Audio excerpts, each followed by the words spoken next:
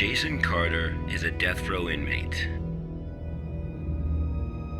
In exchange for clemency, he has agreed to work with the SCP Foundation for 30 days.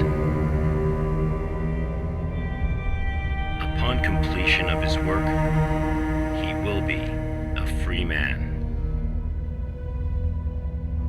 Jason Carter is now D503.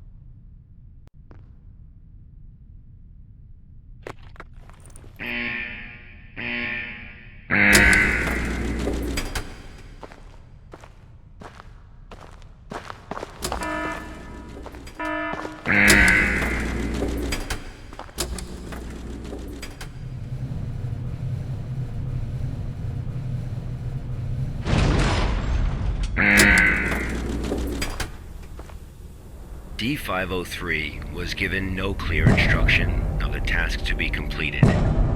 He must find them out for himself.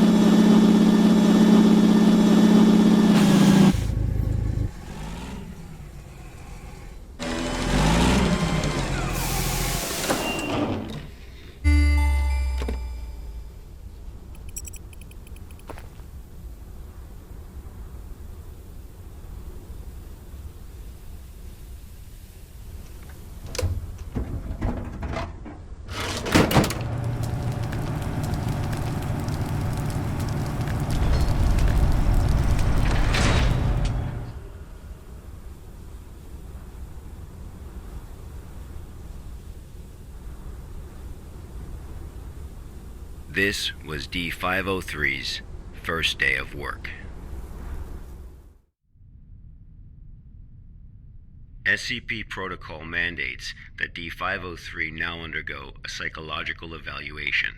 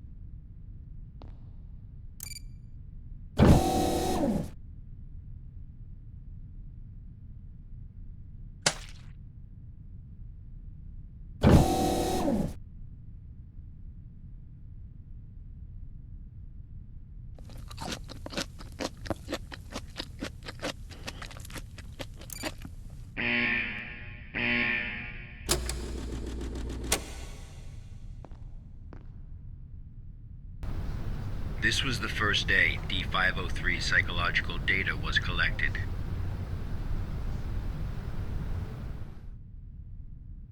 You're probably wondering, how can this job earn freedom for a death row inmate?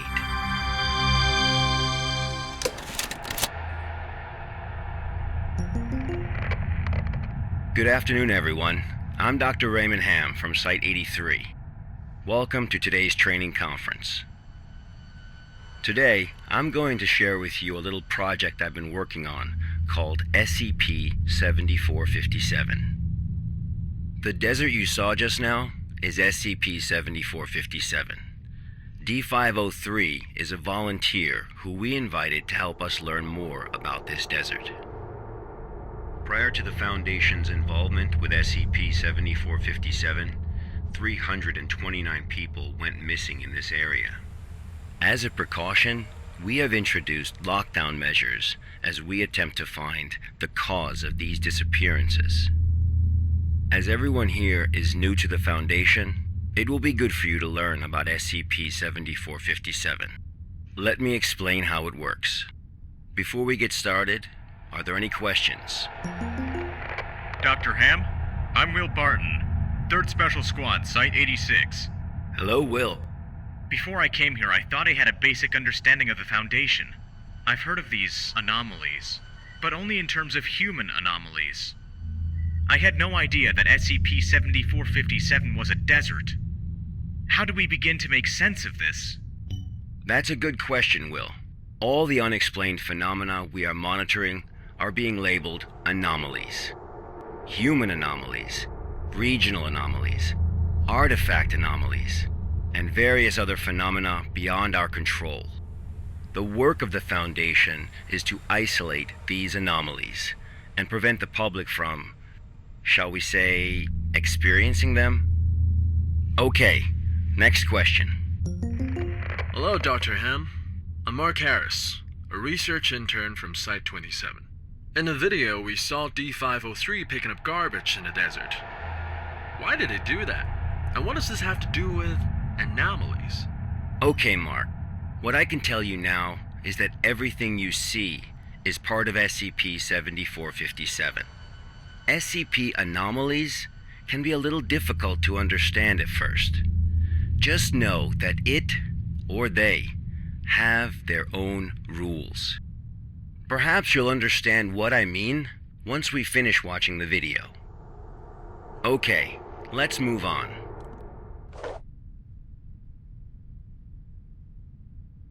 The first week was fairly normal. However, there was an interesting occurrence on the 8th day.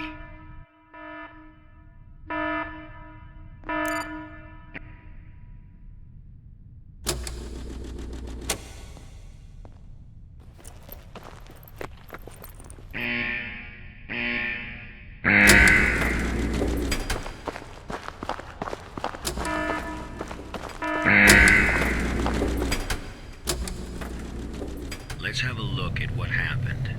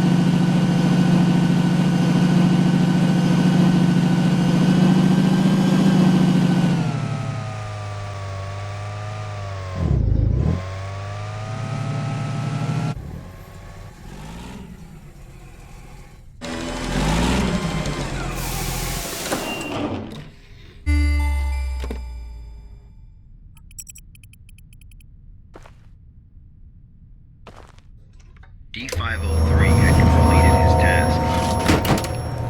However, he did not realize that he had already encountered his first anomaly.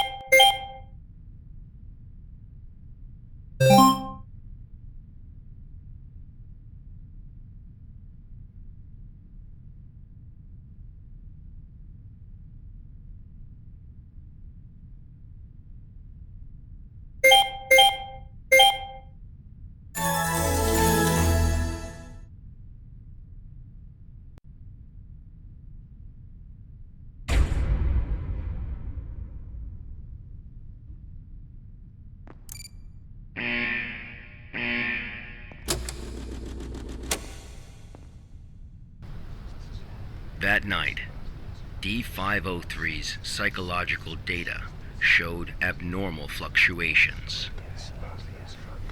Analysis tells us that D503 is dreaming.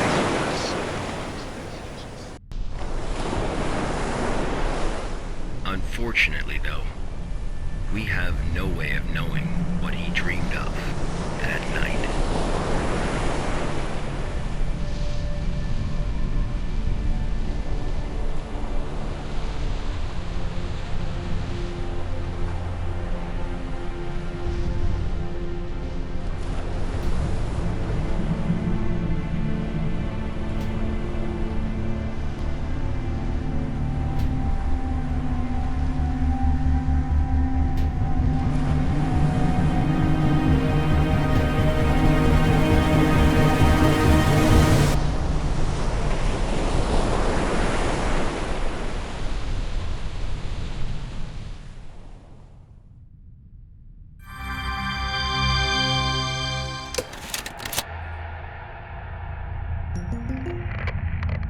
The 8th day marked a significant turning point, the start of SCP-7457's impact on D503.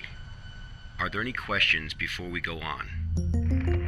Hello, Dr. Ham. I'm Spencer Jones from the Special Operations Department of Site-21. Hello, Spencer. It's still unclear as to why D503 needs to pick up all of this trash. If you wanted to monitor his psychological response to SCP-7457, why not just leave him out in the desert? Why assign him these tasks when there are already psychological evaluations taking place? Okay, our analysis has indicated that SCP-7457 produces a new cluster of trash every 8 minutes and 37 seconds. If waste collection is not done regularly, all that trash may soon flow into our world. It is worth noting, though, that the quantity of waste created here pales in comparison to the amount produced by humans. However, it still has the potential to become a significant problem in the future. By assigning these tasks to D503, we can monitor his reactions while also containing the trash. There is another reason, but we will get to that one later. Is it not the case that the Foundation is exaggerating the importance of a minor issue before the issue is fully understood? Okay, everyone. I must emphasize that behind us is the general public, who are wholly unaware of any of this. Being meticulous and maintaining a serious attitude is essential at the SCP Foundation. Any oversight or underestimation of the enemy may result in disaster. Thank you, Dr. Ham. I understand. Good. Let's move on. The effects of SCP-7457 on D503 became most obvious on day 15 of the test. Due to the conditions that day, we were only able to track his movements after recovering data from his radar. It was definitely a bad day, perhaps the worst, even for a death row inmate.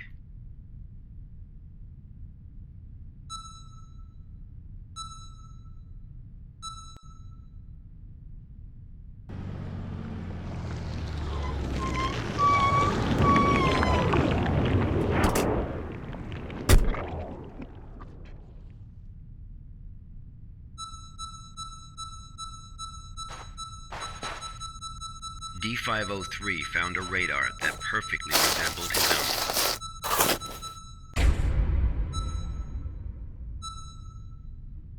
However, D503 didn't seem to think much of it.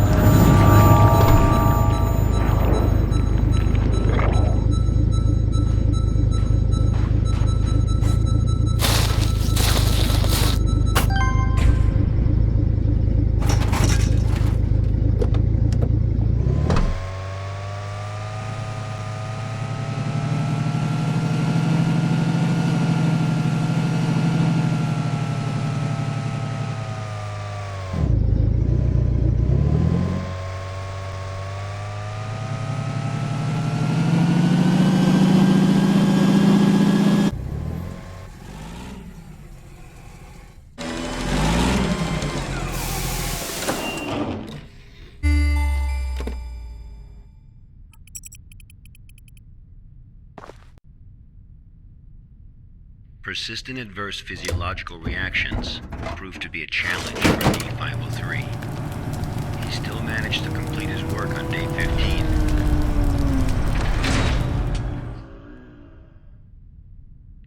But then he encountered an incident.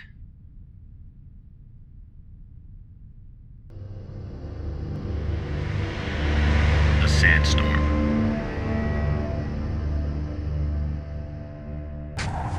D503 walked in the sandstorm for a long time, but he couldn't seem to find his way back.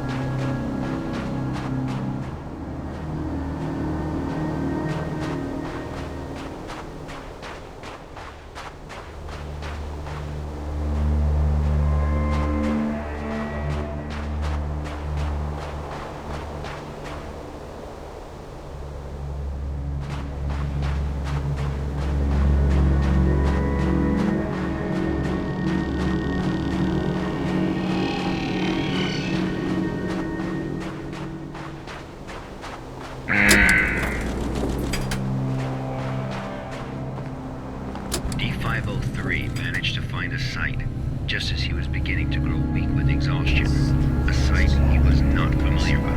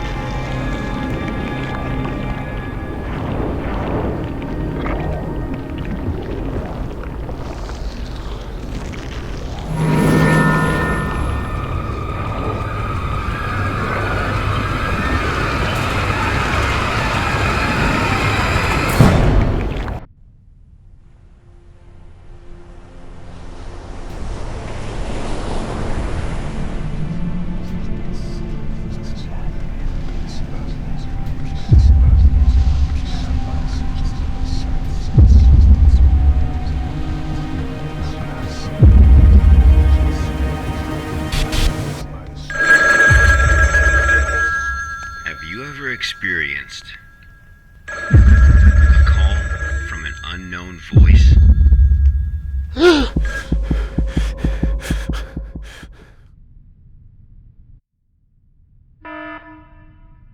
Approximately 13 hours later, a visibly trembling D503 returned to Site 8. We immediately performed a psychological evaluation.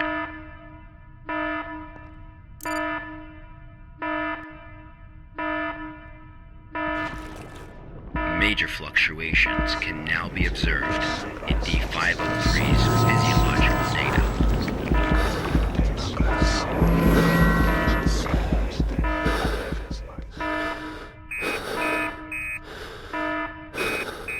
The results of the psychological evaluation were so troubling, we had to abort the mission.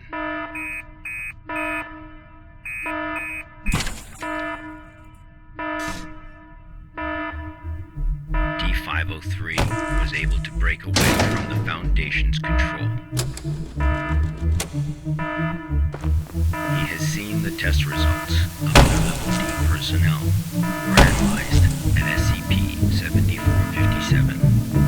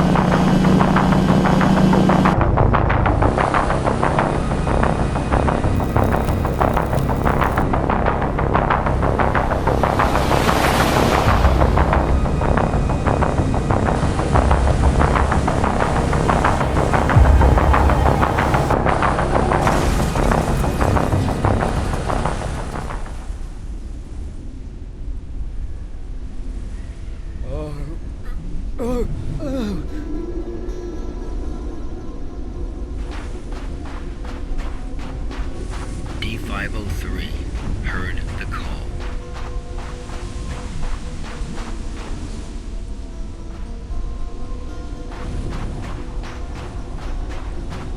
Humans often believe that their fate is in their own hands, that all choices come from their own free will. They don't realize that we humans form only a small part of this world. Out there, in the unknown world, we are as insignificant as a grain of sand in this vast desert.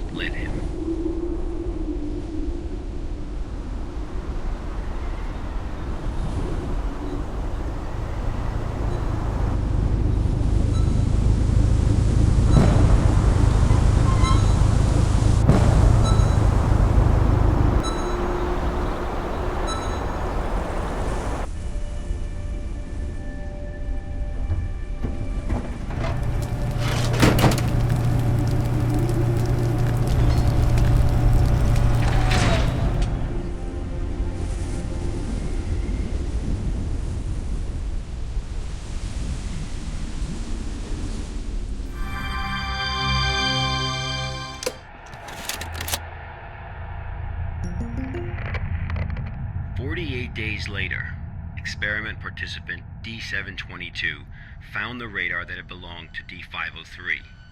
The radar was 31 miles away from the waste treatment facility. All the data we have came from this radar. People entering SCP-7457 will suffer varying degrees of psychological stress within an acute period. It manifests as a range of neurological and mental disorders, as well as severe and unexplained hallucinations. So far, not one participant has left the desert unscathed. The Foundation has tested 31 Level D personnel in an area spanning 2,267 square miles. Our testing continues. When you work for the Foundation, you will face various anomalies. Some can kill you, some may drive you crazy, and some will make you feel that living is worse than death. Let this be very clear. SCP-7457 is just a taste of what you will face in the future. Before joining the Foundation, you were all leaders in your respective fields and industries. Researchers, special forces, FBI agents, national security experts. Well, SCP does not care how smart you are, how accomplished you are. It doesn't matter to them how many doctorates and titles you have. You are no different from helpless ants when confronted with these anomalies. Remember this. It is the most important advice you will receive. Do not take risks. You will die. You are not as special as you think you are.